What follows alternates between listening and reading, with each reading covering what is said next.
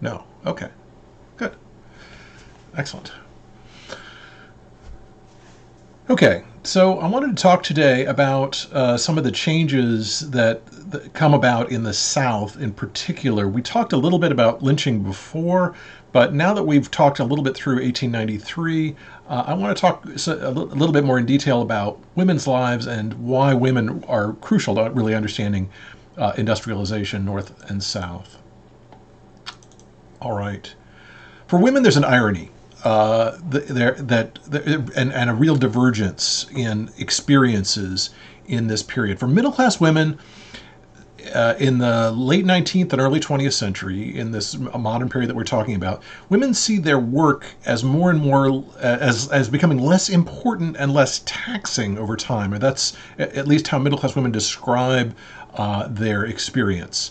There are more services that are available that make the household work somewhat easier. That includes things like steam heat, hot water, indoor plumbing, sewage, electricity, and refrigeration. Refrigeration is, of course, not in this period electrical refrigeration. It's basically getting big blocks of ice, sticking it on top of a big device with a door on it. So there was an ice box, but it literally had a massive chunk of ice that was stored inside it that kept things cold. So the experience for women is, in some ways, there's a kind of ramping up of the things that women have to do. This cleanliness that we see about in the Gospel of Germs is increasingly women's responsibility, and it's sort of impossible to protect against all these things. But at the same time, there is more leisure that's available for middle-class women. And so for the wealthiest, there are even restaurants. This is a painting from 1893 that kind of shows elite women's experience. This is almost certainly New York, possibly Chicago, but probably New York in 1893. And this availability of food that's accessible. This accessible food and packaged food is important. And we talked before about the country store, but these stores provide a bunch of things that you might not think of as being available. This includes things like ready-made clothing, which before the war was relatively uncommon. After the war, clothing in particular sizes emerge in places like country stores and other stores that are available in the 1880s and 1890s. Factory-built furniture that could be delivered to you to your the nearest railway station for you to pick up. Canned goods, store-bought bread, soap, candles, and cardboard boxes. And in fact, even sliced bread, which initially is the Pullman car. Comes up with the bread that you see in those loaves currently that we eat. Those are Pullman loaves, and they were sliced and then delivered right around 1910, I think, 1911.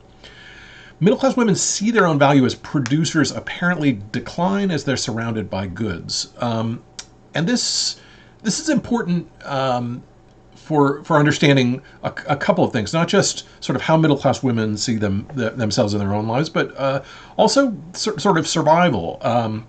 I saw in a newspaper in the 1884, 1885 in Chicago, the story of a rural mother visiting her son and daughter-in-law in in Chicago in the fall of the 1880s. And she goes into the pantry and she starts to cry. And they rush over to see why the mother is crying, and she says, "You won't survive the winter." And they say, "Why?" And she said, "Well, there's no preserved fruits. There are no dried mushrooms. There's nothing laid by. There's no meat laid by. You're not going to survive the winter." And they kind of laugh because they know they can just go to the store and buy food for the winter. In fact, during the winter, they can buy food. And this is a radical change in the way a household organizes itself, in the sense that packaged food is available and makes the sort of concern about household manufacturing less and less important. So you don't dry mushrooms in your house. You're perhaps less likely to make bread in your house. If you're in the middle class, there are other kinds of food that is almost, or at least partly prepared and relatively easy to make. And this is a radical change, a really radical change in the U.S. Now, for working class women in the cities, there's a very different experience. Certainly, canned food is important, and it does make the preparation of food much easier. But there are few other services that are open to them, restaurants and things like that. Few could afford steam heat, indoor toilets, or electricity in most cities. There were shared toilets in tenement houses, and restaurants were often inaccessible. And the shared toilets are, of course, a problem when we talk about infectious diseases and things like that. Yet, for working class women, their work becomes actually more vital to the family. So there are many more women working, especially as the family labor system emerges in company towns, where men and women are at work in textile factories, armories, and cigarette factories. This is a factory, an arms manufactory during the American Civil War, filled entirely with women. That picture I showed before of packers, entirely women in these environments, but also, as we'll see, textile mills are men and women, not sex segregated, all together. So their work becomes more vital to the family, and many more working class women are obliged to work. And this sort of divide opens up between the lives of middle class women who can take advantage of new commodities and working class women who are often making them. And the experience of labor is very different for them. Middle class women seek opportunities that are denied to them, and they want the freedom to work as bankers, lawyers, and doctors.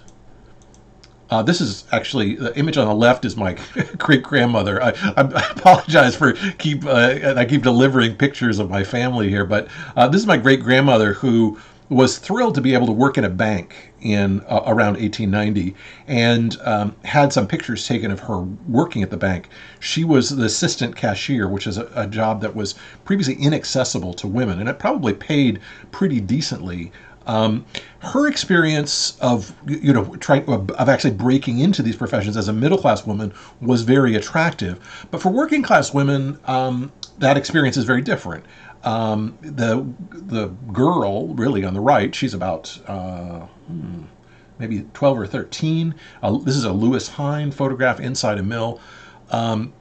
These are women who are actually seeking freedom from work. That at a very young age, sometimes as young as 10. They are working in these mills.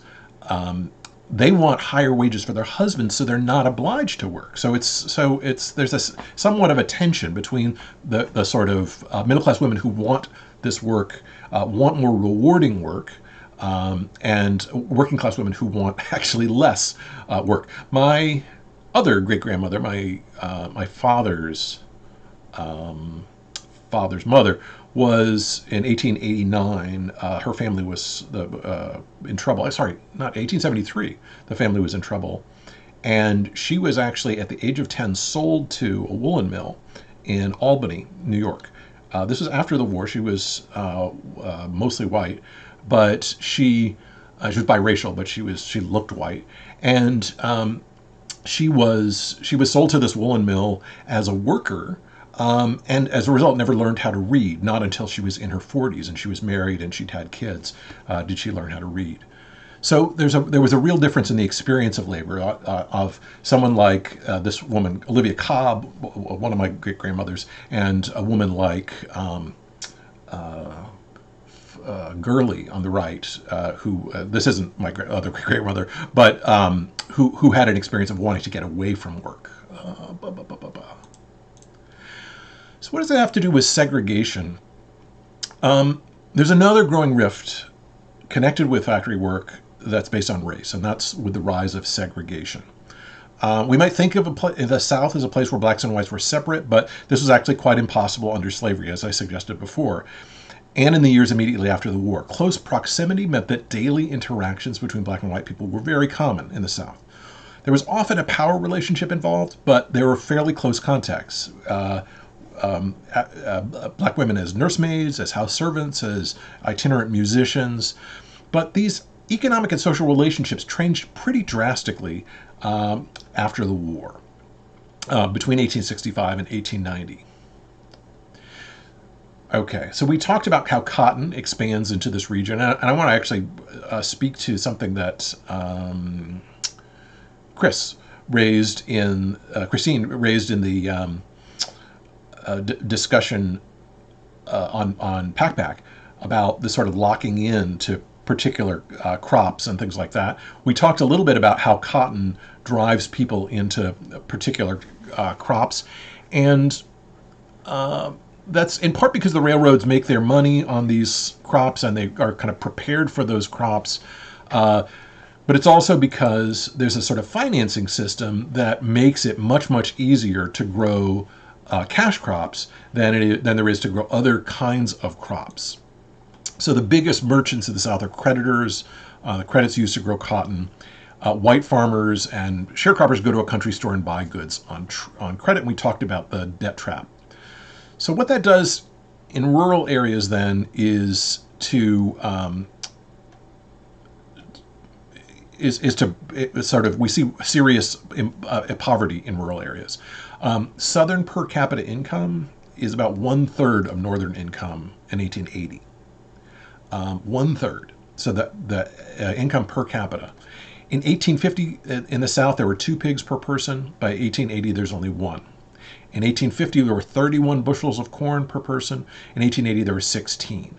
And so this shift that's taking place is self-sufficient agriculture is just increasingly impossible as all this cheap food is coming into stores and places like that. All you can do is grow a cash crop, and lots of families who are farmers, who are not slaveholders, are being kind of driven out. They're basically, it's impossible for them to continue to grow cotton. And these people are going to be the ones who are going to end up working in textile mills in the South. And textile mills and tobacco mills are going to become very race segregated. So for tobacco mills, initially, tobacco factories go back to the 1860s, really after the war that we see tobacco factories in Richmond emerge. There had not really been anything quite like that in the 1840s or 1850s. And this is mostly African American families who come to work in these factories, drying, rolling, cutting, and preparing cigars primarily. For textiles, in most places, there are some exceptions in central North Carolina and elsewhere, but in most places, it's white workers who come to these textile mills. And both of these kinds of mills are basically, as I said before, one stage away from the rural environment where they're coming from. So tobacco is produced in Virginia, and then it's turned into a commodity, a cigar, by the 1860s or 1870s that is shipped out. So the manufacturing that takes place, quote unquote, is really just taking a raw material and turning it into something that's slightly more expensive and slightly more valuable. Likewise, cotton that's grown in the South is turned, initially it's, this is a hosiery factory in New England on the right. Initially that cotton that goes up to New England is turned into other goods. By the 1880s, 70s and 80s, it's those factories are moving to the South, and those are mostly white workers. The question then is, why are there not factories? I talked about the regionalization of manufacturing in the South. Why aren't there factories outside of this in the South at any period leading up to World War I? There really aren't any. There are very, very few of them. And the reason for that is that there are relatively few skilled workers who can do this work. The world is shifting from a world of what engineers call a world of wood and water to a world of steam and steel. The cheap steel that emerges from the time of Carnegie and others. Are people still there? I just want to make sure that people are still there. I feel like I'm talking into the clouds there. Somebody just... yes, okay, sorry. Okay. All right. Sometimes I get so wrapped up in what I'm doing that so basically, remember we talked about cheap steel, how Carnegie produces all this cheap steel. When you get cheap steel, it changes the way all sorts of other factory work works. So African American men were primarily the skilled workers in the period before the war. And where is this number? So roughly, I'm not going to be able to give you the number.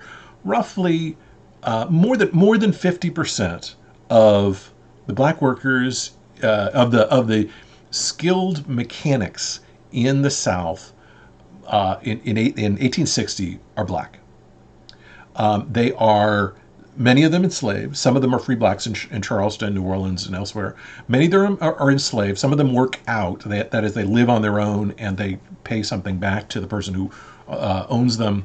But so not most, but about half of the skilled workers in these professions are black in places like Virginia, South Carolina, and Georgia.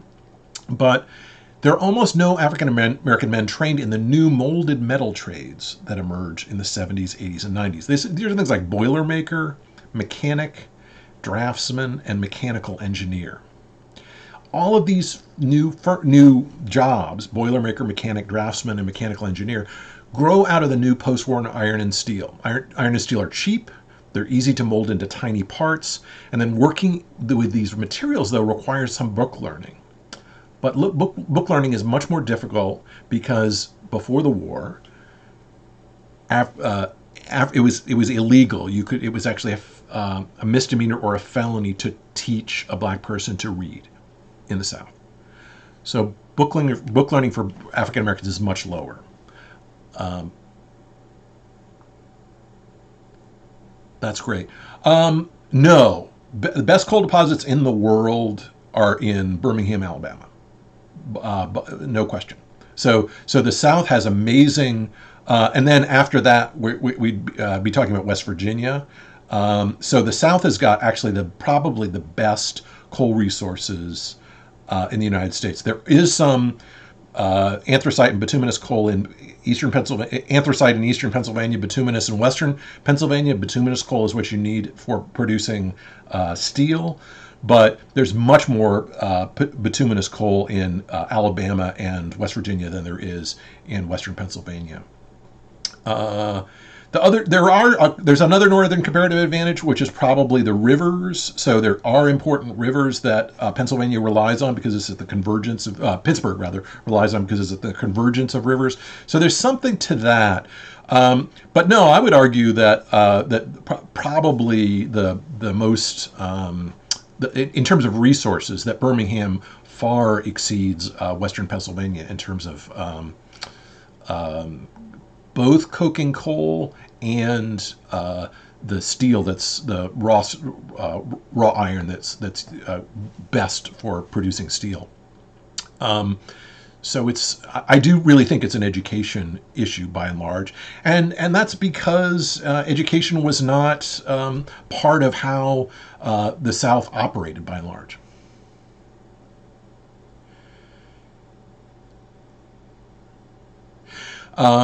Skilled during the antebellum. Oh, so basically you could be a skilled cooper or a skilled woodworker or a skilled blacksmith with basically rule of thumb. You did not need to be able to read to do those things. Or you might need a very, very little bit of reading to be a skilled cooper, blacksmith, and in the world of wood and water, those skills, literally rule of thumb, where you're measuring things with your thumb, is what you needed. This more precision work that's for boilermakers, mechanics, draftsmen, and mechanical engineers are basically what I would say are SAT skills, what we would call SAT skills. A little bit of reading, some reading, some math, some geometry, a little bit, a very tiny bit of algebra for certain kinds of engineering professions and things like that. No, I don't think it's just that. It's really, that cotton is, you need 200 frost-free days to produce cotton. The very best place to produce cotton is south of the Mason-Dixon line. And so it makes sense in an international economy for cotton to come out of these regions. The trouble is that just being stuck in cotton is a problem. This is not a problem just for the American South. It's a problem for Brazil. It's a problem for Venezuela. It's a problem for Mexico. Each of them Mexico's producing henequen for rope. Brazil is producing coffee and cotton. Each of these places is the kind of right place to produce the goods that they're producing, but effectively people are locked into that kind of production, and that has all sorts of difficulties. The economists use this term. What's the term that they use to describe this lock-in that comes? Path dependence. So basically, once you're on a path of producing cotton, it's very, very difficult. All the infrastructure is built around cotton. All the learning and education that people have is built around cotton, and that goes away. The path dependence is really important because it turns out that literacy in New England, which was important really just for learning the Bible, that was the expectation, is that Protestants needed to learn the Bible and needed to read and write.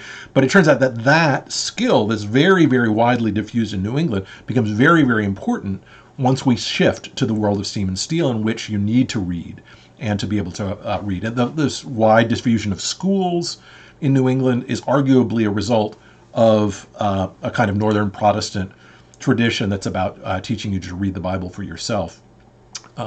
So I think that's a weird result of a kind of political and cultural transformation. So we talked a little bit about this before, but I just want to reiterate. Colfax Massacre then is, so we're talking about the South, and the South of being locked into cotton, but Anush, it was enormously hard on the soil. There was attempts at crop rotation and fertilizing and things like that, but that also required a great deal of book learning. So the people that knew it and knew how to do it were the very large planters. Smaller farmers and planters did not know enough about nitrogen and the other sorts of components that are necessary to keep the soil alive. That's another reason why small farmers fail. It was people talked about it, and let me jump ahead actually, because this is an excellent opportunity to talk about UGA's main rival, the North Avenue Trade School. Georgia Tech. Georgia Tech was the first attempt by a southern state to attempt to provide these skills for people that were needed. And it's an 1880, people are talking about this as early as the 1870s. Bear with me here. Yeah, as early as 1870s, they talk about it. 1883 is the first proposal to create Georgia Tech. And it's voted down by the Georgia Congress because they said that the Georgia Assembly, because they say it's going to be expensive. Georgia is a rural place. There's no need for this highfalutin technology of the North, this Yankee stuff. And so there's tremendous opposition to it. It's ultimately Henry Grady and others who are promoting the sort of New South and some sort of self-sufficiency in the South that push for this training in engineering. And as the rivalry between Georgia and Georgia Tech goes all the way back to this period. North Avenue Trade School is the term I learned recently from a UGA grad, which is their term for Georgia Tech. That it was initially a trade school on North Avenue that ultimately became the university. And it was not very well funded, but it was designed to sort of introduce engineering and many of the skills that we learned. Let me talk then about illiteracy. Just because it's not black and white illiteracy, it's not just black illiteracy, it's also white illiteracy. White illiteracy in the South is triple illiteracy in the North. So about 6% of people are illiterate in the North and the West. 18% of white people are illiterate in the South. It's something like 80% or more illiteracy in 1865. It's less than that, something like 60% or 55% by 1900 among African Americans. So literacy for black and white illiteracy for black and white is quite high in the South. There are relatively few people that know how to read. And that's just the bottom of the bar in a way for the SAT skills that we'd be talking about for doing the sort of engineering that would be required. Has any of you taken the ASVAB test, the Armed Services Vocational Aptitude Battery? ASVAB? If you were in a high school and people thought that you might go into the military, that was a test that you had to take. No, no ASVAB people. Um, the ROTC was big in high schools in pushing this, but nobody did an ASVAB test. Nah. Okay. All right. It says something. It says more about me than it says about you guys. If I had graduated high school, I probably would have gone to Georgia Tech. That was my MIT and Georgia Tech were the two places that I desperately wanted to go to, but I didn't graduate from high school. But that's another longer story. So let me talk a little bit about tobacco. So tobacco is largely an African American job, in part because it's not entirely clear why this becomes an African American job, but it does in the 70s and 80s. And a new kind of technology for producing tobacco emerges with this fellow, Major Louis Ginter of Allen Ginter. And he made a small fortune as a quartermaster in the Confederate Army. You can imagine that the person who's has access to pork and other meat in a Confederacy that's basically starving by 1864 might have made a great deal of money, and he does. He bought bonds, but he also hoarded cotton, tobacco, and sugar during the war, and as a result made a kind of fortune. He became a broker and banker up to 1873, but he failed in the Panic of 1873. In 1875, he decides that he's going to create a new way of producing tobacco, and that's to employ white women to roll his cigarettes. All the other part of the process is done by African Americans, but white women are going to roll and lick the edge of the tobacco. And so he puts an image of a woman on the side of the package to reinforce the connection that Duke comes next. He's his biggest competitor, but Ginter comes up with this idea of that black people handle every other part of the process, but white women are rolling and licking the wrapping on your cigarette. He offers a prize of $75,000 for a cigarette rolling machine, and John Albert Bonsack of Roanoke, Virginia, makes one, but it's rather expensive. It can produce about 120,000 cigarettes in 10 hours.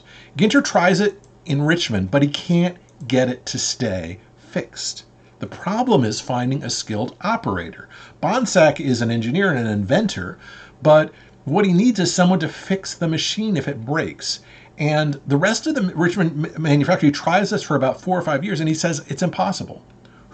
Number one, who could possibly buy 120,000 cigarettes that would be produced in 10 hours? And number two, how are you going to keep this thing fixed? The person who figures out how to do this is James B. Duke. So it's Washington Duke and James B. Duke that see an opportunity. What they do is they hire white machinists and cigarette workers from New York City. They go to New York City and they search and they pay the relocation expenses and move them to the city of Durham. And then they lease Bonsack's machine. So Durham is a place of basically transplants where white laborers who have some of those SAT skills but are maybe not that well paid are transported from New York City to Durham, and they create this little enclave where it's possible to have high tech. And so you see these little high tech enclaves emerge in places like Birmingham, Alabama, and places like Durham, North Carolina, that are somewhat distinct from the rest of the South. And so Bonsack's machine is basically the foundation for the James B. Duke fortune in the 1880s. It's the other thing that Ginter introduced. So when you produce these cigarettes, so the word goes from cigar to cigarette, and cigarette is just an ending that makes it sound French, and is designed to be smoked by men and women. Okay.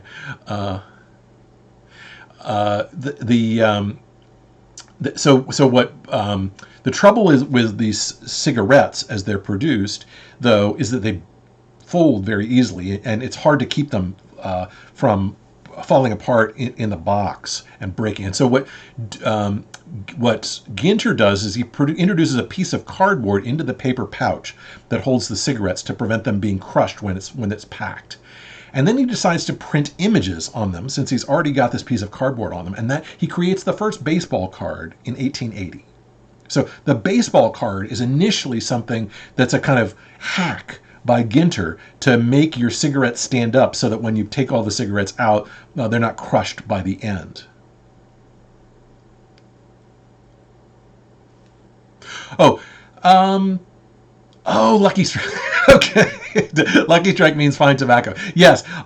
There are a few things about this cigarette actually that's interesting. My mother-in-law or stepmother, it was involved in producing tobacco. And one of the things about these cigarettes is that they introduce other stuff to make it easier to smoke, including gunpowder. So gunpowder is mixed in with any cigarette that you buy. You're basically inhaling a mixture of gunpowder and a couple of other things that are designed to make it burn quickly, but also evenly. So there's all these other additives that are put into cigarettes and that contribute in part to the cancer that you get from smoking cigarettes. One of the weird things about North Carolina is that all along the region where the North Carolina tobacco was grown and turned into cigarettes and then exported are now huge cancer centers. So all the best cancer hospitals in the South are all in the area where tobacco is produced. Let's talk about a bizarre effect. So Duke responds to the cigarette card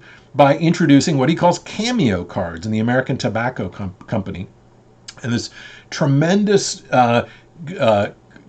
criticism of Duke cigarettes that say that they're a corrupter of young men, not because of the tobacco, but because of these lewd, almost pornographic pictures. And these are almost pornographic pictures for the 1870s and 1880s.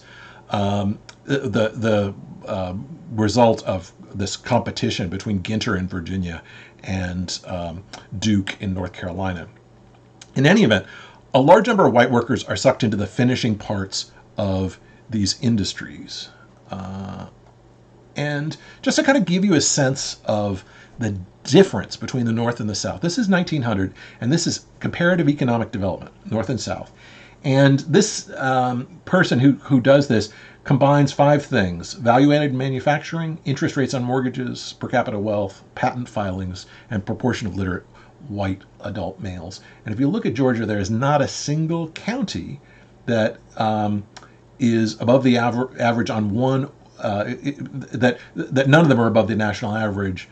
The one exception is, this is regionalization, but it's a very, very distinct effect of slavery, really, a long-term effect of slavery, all the way up to 1900 on the South. If you look, the only county that's at all in the Deep South that's at all different is Birmingham, Alabama, which is the real manufacturing center, industrial center of the South. Okay, so a large number of families are sucked into these mills. Oh, it's a good point about Northwest Texas. I have to think about that for a minute. 1900, that's right before the oil boom, I think, because it's 1920 is the oil boom in Texas. That's a good point. I'm not really sure why Northwest Texas is different from the others. I have to think about that for a little bit, because it's not, I don't think it's oil. I think the first gusher is in Texas is in 1920. Austin, I guess. Where's Austin? Yeah, I don't have a good answer for that. I'll try to figure it out. Okay, so as families fail, they bring the entire family into these textile mills. And this is basically what Athens becomes. Athens this is the Central of Georgia Railway map. This is Athens. It's at the tip of the Central of Georgia Railway. It's also along the lines of the Southern Railway. If I can find it, Augusta, Atlanta, Greenville, Spartanburg, where are we? Athens, where's Columbia? There we are, Athens, right? And so it's also on the line of the Southern Railway. There are actually 5 railway systems that converge in Athens. And as a result, it's possible to engage in what's called arbitrage, cotton arbitrage, where you buy on one market, say the Southern Railway market, and sell on the other, the Central of Georgia market. And that's in part why Athens is one of the very few relatively developed southern towns by the 1870s and 1880s, is because of cotton, because it's a sort of marketing center for cotton. This is downtown Athens in, I want to say, around 1900. And this is, I'm not quite sure where this is. This is not Broad Street, but right behind Broad Street. I forget what that street is called. And you could literally walk across the cotton bales, allegedly, from Broad Street all the way down to the Oconee River in Athens during the cotton season. And whole families, come into these cotton mills as they fail in the production of cotton initially. Textile towns made use of family labor. As cheap wheat and flour came into southern states from the wheat belt, competition destroyed many of the southern smaller farms in the South. It's important to remember that before the war, more than 70% of whites were farmers, not slaveholders. These people get gradually sucked into the mills. Part of the appeal for a family that fails because of in farming is that the whole family can make money. The days are similar to farm days, sun up to an hour before sundown. With a decent-sized family, kids age 9 and up could work. In the 1870s, families would work together, but by the 1880s, they're mostly broken up by position. The work is not as bad as much industrial work at first. Women who worked in the weave room, for example, would watch the threads weave together, and if a spool breaks, they would reach in and reconnect it. A lot of the work in textile mills, because of this, it's more or less automatic, but you have to fix it fairly quickly in the middle, it's best for kids or women with small hands. And so you see here kids, this 12-year-old, 52 inches high, runs 6 looms at $1 a day, and has worked for 2 years in the mill. And these children are very small. They're called lint heads by people in established towns, and they're really pariahs in the South. So Athens and East Athens. East Athens was the place where many of the mills were, and the people who worked in these mills were called lint heads, and they weren't from Athens. They were actually from the hills in farm regions that had basically failed. They were recognized really by their strong, what were called hillbilly accents. The houses were laid out. This is the inside of a mill. Sorry, that's the inside of a mill. And this is, the houses were laid out in the mill towns were small. They're called shotgun shacks because you could shoot straight through the house with a shotgun if both doors were open. The houses were said to help with evening contemplation because if you laid in your bed, you could see the stars at night through the holes in the ceiling. Most houses has small plots in the back for beans, potatoes, and corn. And so this is where these families who fail in regular sort of agricultural work end up living. And so there's a transition between farm life and industrial life. People traveled hundreds of miles to these towns like Atlanta, like Athens, and families lived near their kin. Folks who had been neighbors a few miles away in western North Carolina would be next door neighbors in the towns in the Piedmont. These mill towns operated through family networks. It's here that modern country music and jug bands emerged. Down home music had been the English and Scottish ballads that had lasted for hundreds of years. In town, people sang about the homes they had lost, the lost loves, and what country life meant to them. So country music is about the country, but it's not from the country. Country music is actually strongest for people who've just left these regions or who've left in 10 or 15 years ago. These are the big purchasers of country music. These are the people who will listen to country music, who will, if they have a little money, will buy music. These very local associations means that escaping from these towns means really just going to another mill, not really equipped many of these children for a broader world. Among the problems of mill towns were brown lung, as cotton became detached and then entered the bronchial tubes during the spinning and weaving process. Local doctors who were paid by mill owners refused to recognize that such a disease existed. And so lives were relatively short in textile mills, and it was a cough that usually would be preceded, that people had a cough that they picked up in these mills fairly early, and they would notice it because it was weakest on Monday and strongest on Friday. It would start to clear up over the weekend, and then it would come back. This was brown lung, and this was going to, over time, kill you. These cotton mills were often more segregated from African Americans after they arrived in towns than before. This was part of the alleged appeal of the mills, was that it protected white women from the dangers of the outside. The company towns that grew up, like in Athens, like in Atlanta, allowed little not Athens, but like places like Spartanburg, places like Kannapolis in North Carolina, they allowed little democratic control. The city council was composed of mill owners, the town was chartered by the mills, and they gave little political power to the workers. It was kind of like a white-only plantation with the paternal father figure as the mill. Despite the seeming safety of the mill town, the integrity of family life sometimes became unraveled in mill towns. As young people entered the mills as workers, some as young as 9 or 10, the kids hear boasting, threats, and watch teenagers flirting with each other. Yeah, they're very similar. Like the experience of these people in the shotgun shacks are somewhat similar to the immigrant enclaves. Yeah, but the forceful impact of this heterosocial industrial culture on kids, this sort of male culture on kids who had previously been very insulated and their families very controlled, leads to a lot of tension. It's a little like having a 10-year-old sister who learns about 4chan or surfing the web.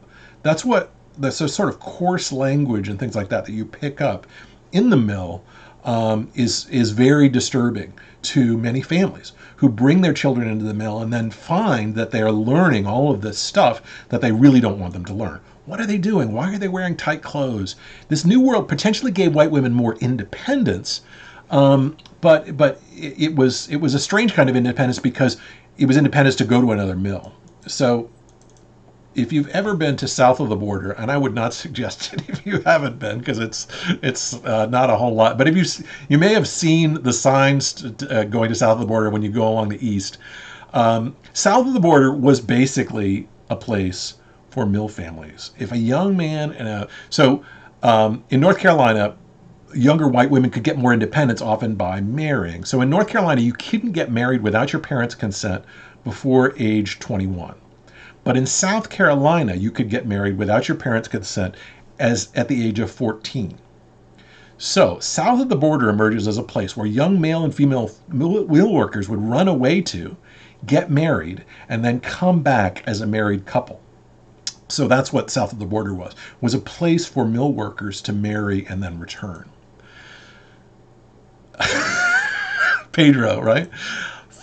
So that's what south of the border is. It's basically a place where you would escape to get married and then come back. I would not recommend visiting the marriage cathedral. It's disturbing.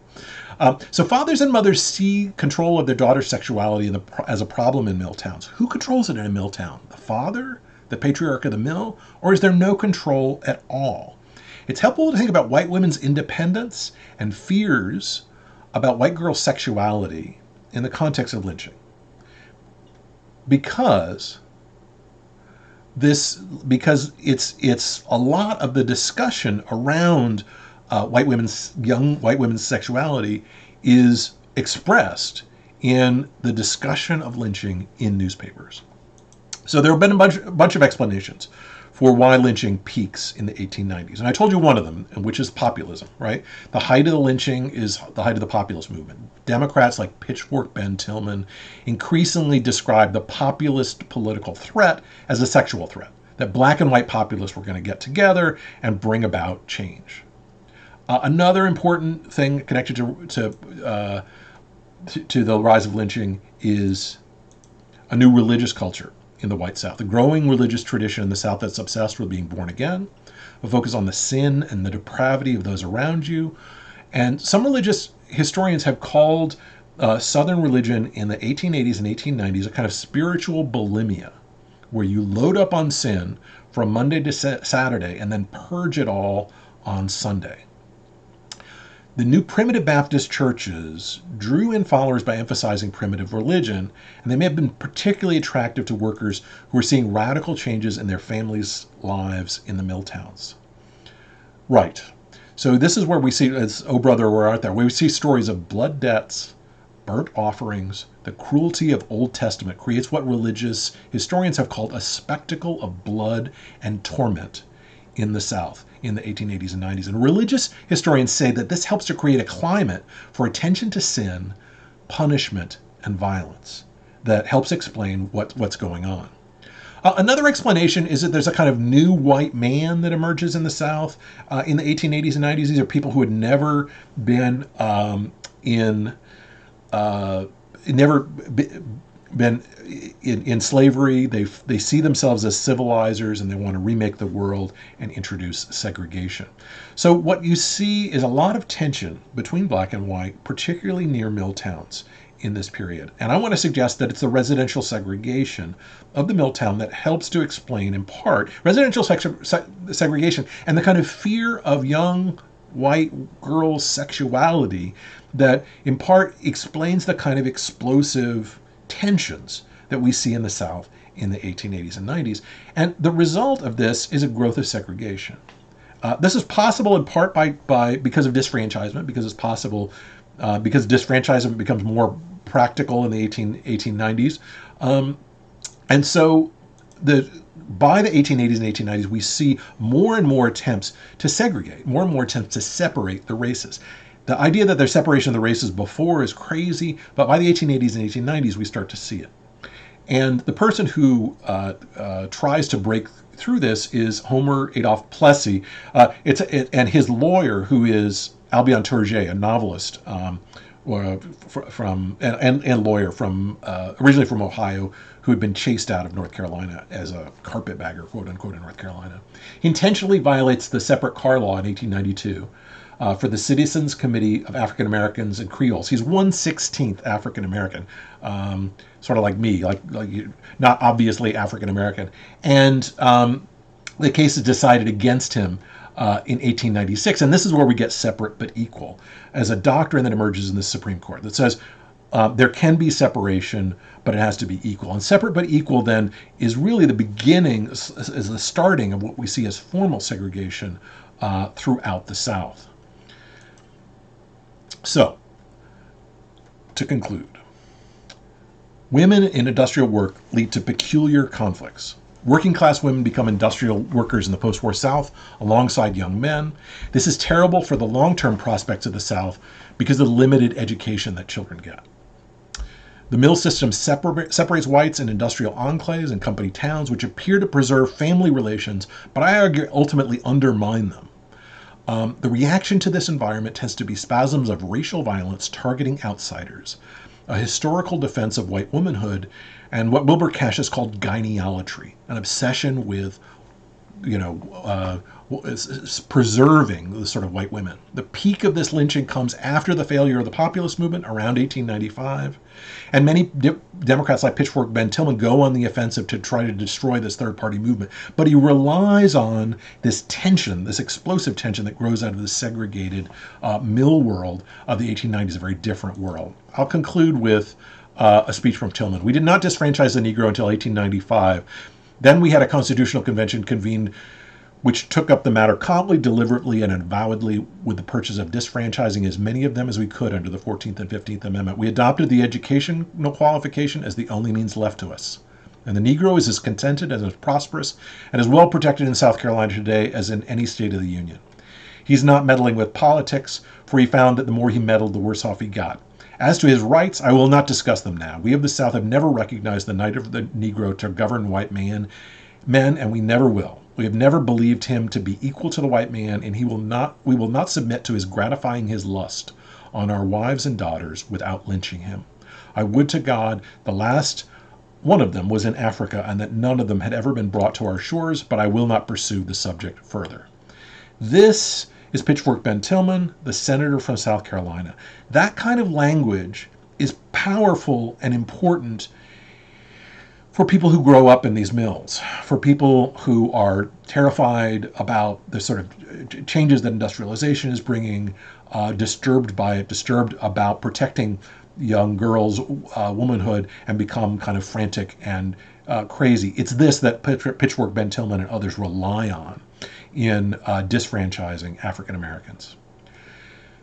The other parts of the country, there's much more contested landscape, but in the South, an undemocratic, increasingly segregated society that's nostalgic about a contented rural past in the country that may have never existed. The weirdest legacy, as I said, is a collection of songs sung by men about love and sex that have to be deeply coded to avoid the overheated fears of black men's sexuality that many white Southerners increasingly obsessed about in the 1880s and 1890s. Okay, we have discussion about a bunch of readings on Friday, so bear with me and we will get through them. Thank you so much for the what you've said on Packback and stuff like that. And again, sorry to go over. See you guys on Friday.